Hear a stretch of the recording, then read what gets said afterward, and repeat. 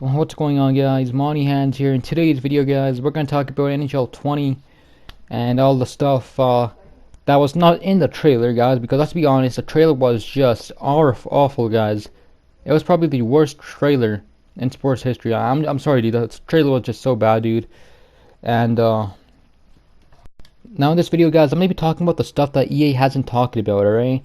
I'm not going to talk about the stuff that was in the trailer or the stuff that EA has on their website, because I'm pretty sure you guys probably know all of that. I'm going to talk about the stuff that EA hasn't talked about yet, and that was actually said by other companies like GameStop, Game Informer, and Polygon, and websites like that, guys. So without further ado, guys, let's go ahead and begin the video. Alright, guys, first we're going to talk about goalies. NHL 20 has a new whole new system for goaltending. As you guys may know, NHL 19 was pretty bad for goaltending, guys. I mean, if you played Ultimate Team, you guys probably know what I mean. If you had a 99 overall goalie, it didn't really matter because the taller the goalie was, the better he would do. So let's say you had an 82 Ben Bishop or an 84 Ben Bishop, he would do better than a 99 overall goalie. Let's say he was like a legend, like that Oilers goalie, dude, Grant Fur, I think something like that, dude. I know there was a legend goalie you guys could get by doing challenges. You guys probably know what I mean. There was just one small goalie that you guys could really get if you did those Ultimate Team challenges, and he was probably one of the worst goalies in the game, believe it or not, guys. And 84 Bishop did better. And now with this new system that EA is adding, there's going to be over 400 new goalie animations, and the goalie AI is now going to be 10 times more smarter than ever before. So rebounds, cross creases, those glitch goals, dude, those ice tilt goals, all that type of shit, dude. That's not going to happen anymore. You're more than likely are gonna get a shutout than scoring goals. So there's not going to be any of those 6-7 goal games anymore, guys. It's always going to be 2 to 3 goal games. Even shutouts are going to be quite often now, which is awesome, dude. This is something I really wanted in the NHL series, and this goes for ESHL also, because I actually play goalie, guys, for ESHL, and this is just terrific, dude. Alright, guys, now we're going to talk about defensive AI. Unfortunately, EA didn't really touch it that much, guys. I think they probably made a few tweaks here and there, but they did state here that they didn't really touch it that much. So the defense AI is probably going to stay the same. However, they did say that they did fix up puck pickups, guys. As you guys probably knew, puck pickups were pretty bad in NHL 19, and that's now fixed in NHL 20.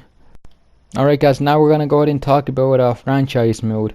Some of the stuff that they did not say, and some of the stuff that's going to be in the game. Starting off with this is something that happens very often, guys. It's trading players' rights for the low pick, guys. Expiring players' rights for a low pick. So let's say, I mean, this just happened recently, believe it or not. Kevin Hayes got traded to the Kevin Hayes from the Winnipeg Jets, got traded to the Philadelphia Flyers. He was going to be a UFA on July 1st, but the Flyers were interested in him, and they did trade for his rights for, I think it was like a 5th or 6th round pick. I'm not even sure. And just recently, he just signed like one of the worst deals in NHL history, probably worth like $7 million, I think, dude. Which was crazy, but this is something I really do want, guys. It's a small thing, but it happens. It has to be realistic, you know. Another thing we have here, guys, is guys, if you sign contracts on franchise mode, let's be honest here, it doesn't take 6 days to sign a contract, alright, guys, for a player to respond. Usually, guys, if you go in free agency in NHL 19, let's say you want to sign a player, like Duchesne or any player, any free agent. Once you sign him, give him a contract. If he accepts your contract, he's gonna reply within like 6 or 7 days. Again, it's just a very small thing, guys. A very small thing, but it doesn't take them that long, dude, to like reply to your contract. You know, most big UFA signings happen on July 1st, not like July 7th, where it takes like 7 days for the player just to think about the contract. Now you guys already know about this, guys. They're adding the new coaching system. You can fire and hire coaches. However, guys, I just want to let you guys know this is pretty cool actually. They're not going to be blank faces, guys, like some of the players are in Ultimate, not Ultimate Team, and franchise mode, like deep down in the draft, or even scouts. These coaches are going to have faces on them, which is 10 times better, dude. It's more authentic and realistic. There's 300 new faces for all these coaches, and there's going to be more added throughout the year, which is kind of cool. So I guess the first or second update they do in NHL 20, they're going to be adding more and more coaches. Probably another like gap of like 150, and I think that'll be all. So probably 500 altogether during the span of NHL 20. It also states here that former players that retire on your team will have the opportunity to become a coach for your team, which is pretty cool.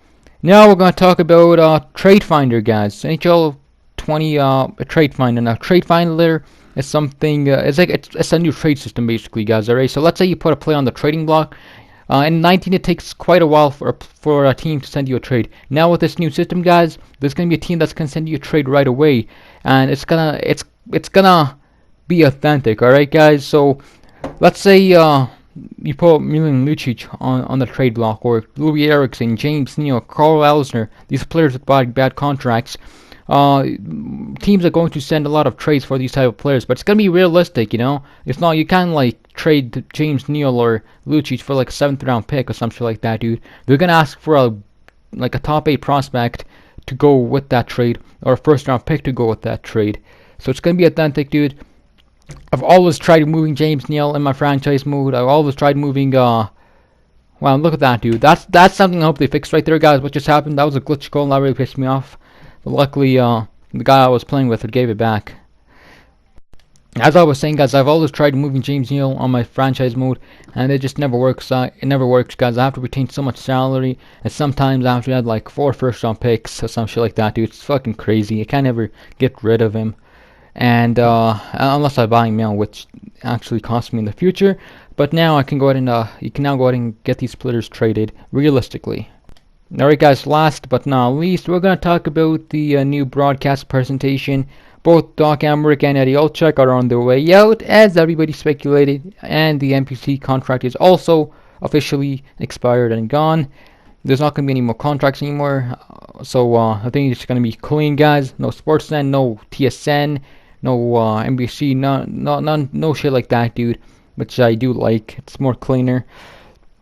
And yeah, so those guys are gone. The new commentator is a Vancouver commentator, James Sabelowski. I don't even know if I'm pronouncing that right, guys. You guys can look at him in the description below. I actually did listen to some of his commentary. I knew who that guy is from his voice, but I didn't know that was his name. He's actually a pretty common commentator, guys. Believe it or not, I think he commentated a couple of Stanley Cup games. He's a pretty common commentator, actually. You guys will probably know him if you listen to his voice. So that is that. And guest appearances, guys. So guest appearances like Wayne Gretzky and Dom Cherry will be making their appearances in the game as commentators. And celebrities will also be making an appearance. So Drake will be for Toronto games, probably. It says here Snoop Dogg will probably be for LA King games, and Chance the Rapper, dude. All these celebrities, guys, they're gonna be in the game. It's not confirmed. Now the celebrities I just said, they're not confirmed. All right, guys, but celebrities like them are most likely going to be commentating in the game because they're hockey type of people, you know. They love hockey, so it makes sense. They would be there. It even states in this post here, guys. And with that being said, guys, that's all I got in today's video. Hope you guys did enjoy. If you guys did, be sure to drop a like, as every like helps my channel out tremendously. And guys, remember, everything I did just say is confirmed to be in the game. And this was the stuff that was on Game Informer's website. So I'll link that in the description below if you guys want to take a look yourself. But with that being said, guys, again, thanks for watching the video. This is Money Hands, and peace out.